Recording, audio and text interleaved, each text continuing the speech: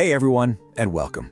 So today we're going to tackle something really cool, a topic that opens up a whole universe of adventure for anyone who loves Dungeons & Dragons, and that's playing it completely by yourself. Yeah, you heard that right. It's a super unique and rewarding way to get your role-playing fix, and we're going to break down exactly how it all works.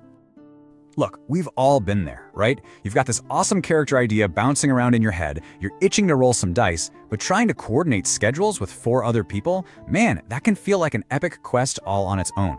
It's honestly one of the biggest hurdles in the entire hobby. But here's the thing, you don't have to put that adventure on hold. Playing D&D solo isn't just some backup plan for when your group cancels. No way. It's a powerful, immediate way to jump straight into the stories you want to tell whenever you want. Okay, so how does this even work? I know, playing a group game by yourself might sound a little weird at first, but trust me, it's this incredible creative experience that a whole thriving community has been enjoying for years. Let's get into it. So what's the big appeal of going solo? Well, first off, the freedom is just absolute. You can play for 15 minutes on your lunch break or for an entire weekend. You get total creative control to explore that dark, gritty storyline that maybe wouldn't fly with your usual group. And you set the pace. You can pause to think, write these detailed journal entries, or just blast through combat. It is your game, completely on your terms. All right, now we get to the secret sauce. This is the core concept that makes the whole thing work. It's what makes solo role-playing dynamic, surprising, and just fun. This is the tool that replaces the need for a human dungeon master and lets the story unfold in ways you could never predict. And here it is. This is the big question, the central paradox that stops most people in their tracks. If you're both the player and the storyteller, how do you create genuine suspense? How can you explore a dungeon when, technically, you're the one who built it? It's a great question, and the answer is actually really elegant. The answer is something called a GM Emulator, or as most people call it, an Oracle. Think of it like a creative co-pilot. It's basically a set of random tables and simple rules that you consult during the game. You ask it questions, and it gives you answers that push the story in directions you never would have planned on your own. It totally works, because it bypasses your own habits and biases, forcing you to react to something genuinely new. This right here highlights a huge shift in mindset.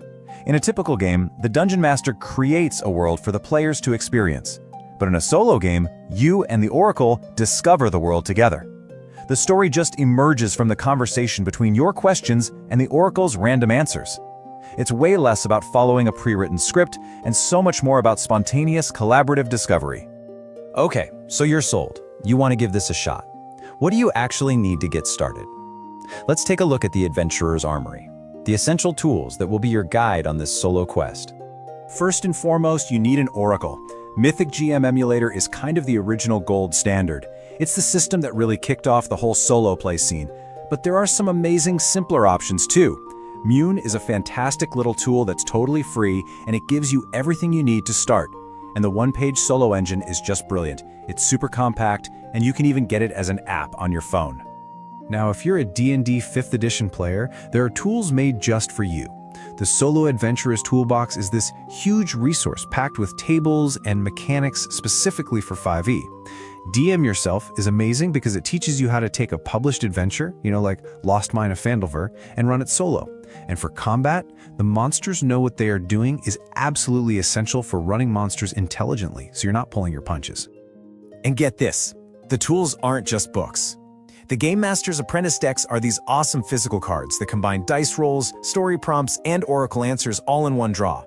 You can use visual aids like Rory's story cubes to spark your imagination. And hey, in today's world, you can even use AI assistants as a creative partner to help you describe scenes or even roleplay NPCs. Okay, so we've covered the why and the what. Now let's get down to the how. When you're actually sitting there at the table, what does a moment of solo D&D really look and feel like? The whole thing really just boils down to this simple, repeatable loop. First, you set the scene. You might say, my rogue, Kaylin, slips into the dimly lit tavern. Then, when you face an unknown, you ask the Oracle a question, like, is the bartender acting suspicious? Then you consult the Oracle, usually by rolling some dice, to get a randomized answer, and it's not always a simple yes or no. It might be yes and or no but, which adds a twist. Finally, you interpret that result, you narrate what happens, and that creates the new scene. That's it, you just keep that loop going. And here is a perfect example of how that simple loop creates pure magic. Your character asks a basic question about rumors. The oracle comes back with, yes, and then maybe you roll on another table and it triggers an unexpected event. An NPC acts against their own interests. All of a sudden, that normal tavern scene just exploded into this moment of high-stakes betrayal and danger, all generated by a couple of dice rolls. As the player, you had absolutely no idea that was coming. So you see, this isn't just a way to pass the time while you're waiting for your group to get it together. This is a legitimate, deep, and surprisingly creative way to play D&D that puts all the narrative power right in your hands. And maybe the best part is, even though you're playing solo, you are so not alone. There is a huge, welcoming community out there. Subreddits like r/solo_roleplaying are just packed with advice and people sharing their stories. You can listen to amazing actual play shows like Me, Myself, and Die to see a master at work, or get reviews and guidance from YouTube channels dedicated entirely to this style of play. At the end of the day, this style of play brings you right back to the very core of Dungeons & Dragons: collaborative storytelling. The only difference is that your collaborator isn't another person at the table. It's a system that's purpose-built to fuel your own creativity and surprise you at every single turn. So, the next time you can't get your group together, don't just put your character sheet away. Grab a pair of dice, find an oracle that looks interesting to you, and just ask it a question. Your adventure is right there, just waiting for you to discover it.